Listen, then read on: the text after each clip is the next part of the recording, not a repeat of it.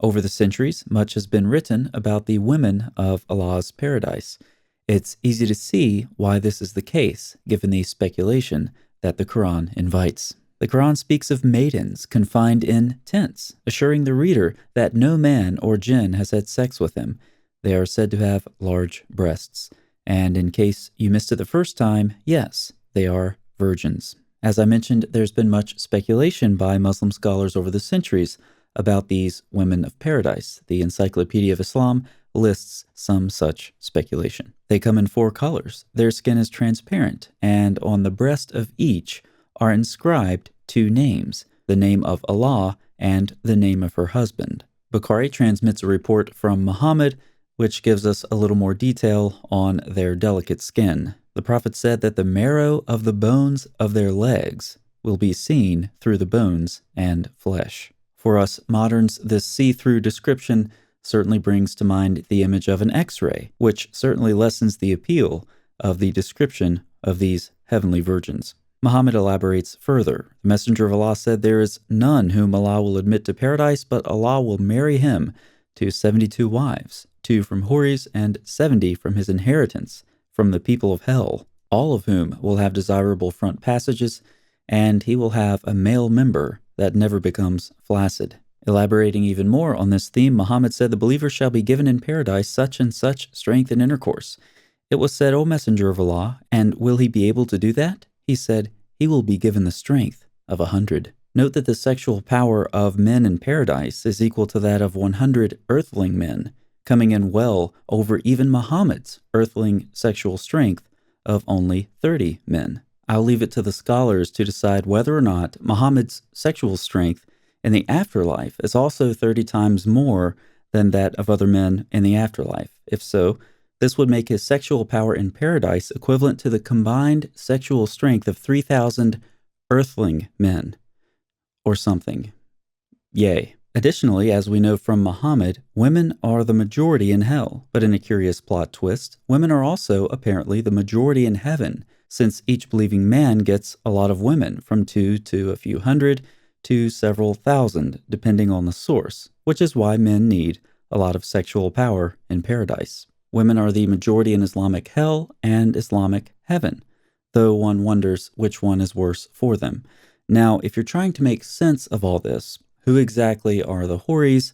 Where do they come from? How do they integrate with the earthling women in paradise, and so forth?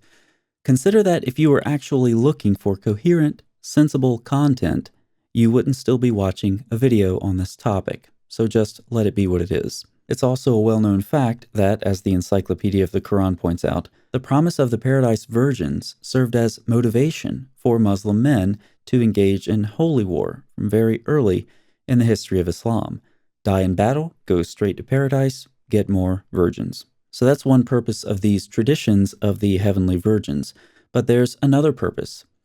Hadith about these heavenly virgins occur in a network of hadith which seem to exist primarily to subjugate women. The Prophet said, "Whenever a woman harms her husband in this world, that is, without any due right, his wife among the Horis in Jannah says, 'You must not harm him. May Allah destroy you. He is only a passing guest with you, and is about to leave you to come to us.'" Note that Allah's virgins taunt the earthling women, who unfortunately are of different ages, may or may not have entirely desirable physical features, are not in fact see-through, and are not perpetual virgins.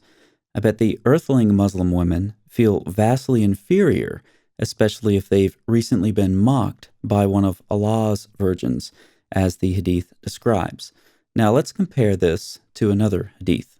The Prophet said, "If a woman spends the night deserting her husband's bed, then the angels send their curses on her till she comes back to her husband." Notice the parallels from these last 2 reports. They both have to do with a woman and her husband. In both cases, the woman fails to please the husband. In both cases, the woman is condemned by an inhabitant of Jannah. And in both cases, the condemnation comes in the form of a curse. The women of earth are temporary fixtures for their husbands. They are simply Allah's prototypes. He'll do better in the next life, He promised. And so all of this keeps earthly women in line, lest curses be hailed down upon their inferior selves, and also keeps men lusting after Allah's paradise. Let's end with some questions. Why is it that a book supposedly from God describes an afterlife that appears customized for the sexual satisfaction of men? Why did the Prophet of Islam further describe these women and the pleasures of paradise so obscenely? Why did he use the virgins of paradise, along with the angels, to threaten women in this life? And a related question, why does paradise sound like it's full of beings who bully and harass women? How is it that Muslim women aren't supposed to feel eternally inferior in comparison to Allah's specially created women? Why would the God of the universe be interested in miraculously boosting the sexual power of men in the afterlife? And why is it that Muslims tolerate this nonsense in their scriptures and traditions when, if it existed somewhere else, it would be their number one polemic? Thanks so much for watching. I'll see you next time.